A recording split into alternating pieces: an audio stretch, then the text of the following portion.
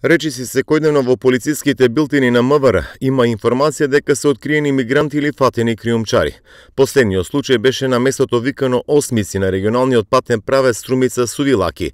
Таму во патничко возило комби Мерцедес оставено покрај патот од полициски службеници за граничен надзор Пекчево биле пронајдени 2 лица мигранти од Сирија.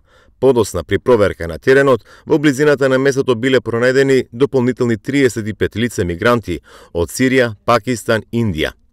Откриени мигранти имаше и во Гевгелиско во последните 10 дена, каде на регионалниот патен правец Мрзенци-Предејци беа откриени 4 лица од Сирија во возило двопатничко моторно возило Форд Мондео, чиј возач избегал од местото на настанот.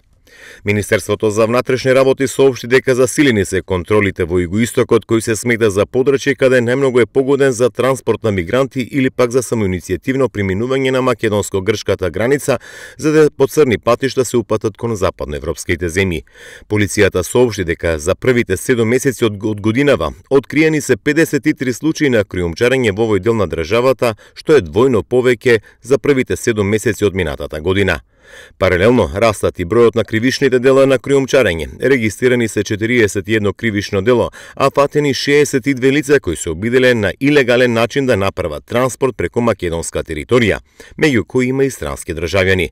Најмногу се криумчарат лица од Сирија, Пакистан и Индија кои преминуваат македонско-грчката граница и со организиран превоз се упатуваат кон соседна Србија.